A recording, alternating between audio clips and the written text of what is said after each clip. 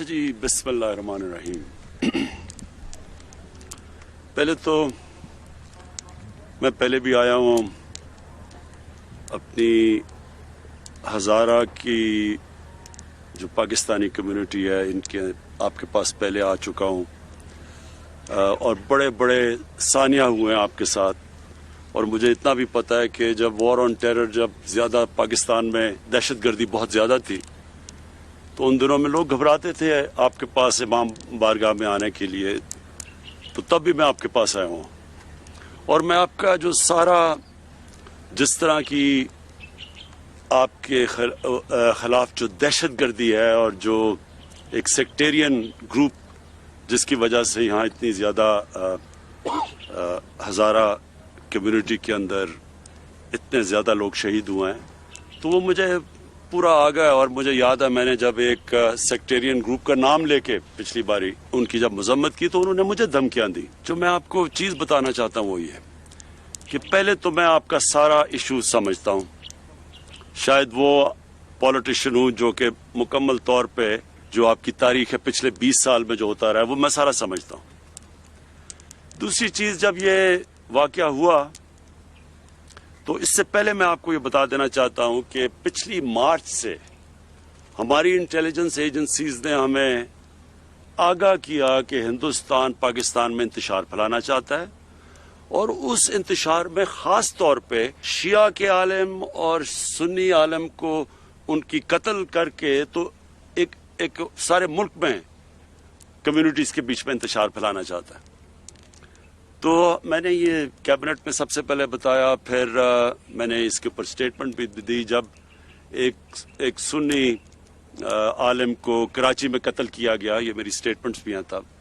और ये मुसलसल और हमारी ISI ने, मैं उनको दाद देता हूँ कि उन्होंने कम से कम 3 या 4 बड़े प्लॉट्स जिसके अंदर ये कत्ल करने लगे थे शिया या सुन्नी उलमा को, तो उन्होंने उसको भी पहले से ही प्रीएम्प्ट किया, यानी इनको पकड़ा लोगों को जो करने लगे थे।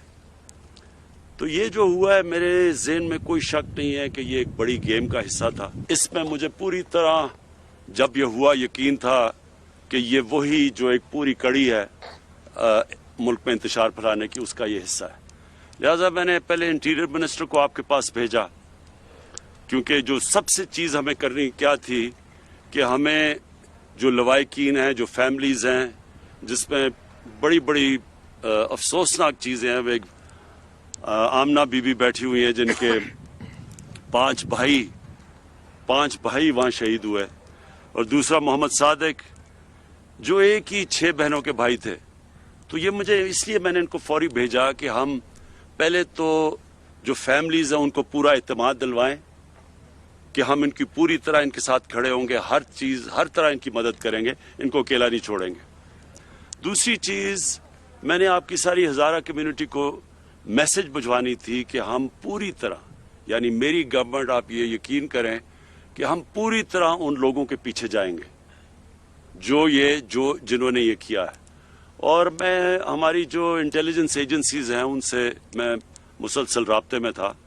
तो अब ये 35 से 40 लोग हैं ये जो दहशतगर्दी कर रहे हैं, जिन्होंने जो आईसिस है और पहले ये लश्कर जंग भी था, फिर ये आईसिस का हिस्सा बन गए हैं। ये जो हम अब देख रहे हैं इनमें से काफ़ी लोगों को हमारी सिक्योरिटी फोर्सेस ने इनको मार चुके हैं, लेकिन अभी जो है 35 से 40 लोग हैं। तो आप ये यकीन कर लें कि इसके ऊपर हमारा पूरा प्रोग्राम बना हुआ है। सिक्योरिटी फोर्सेस का एक सेल बन रहा है जिससे सिर्फ और सिर्फ ये देखना है कि आगे आपको पूरी प्रोटेक्शन, और ये जो लोग हैं, ये जो जिन्होंने किया है, इनके पीछे अब हम पूरी तरह जाएं।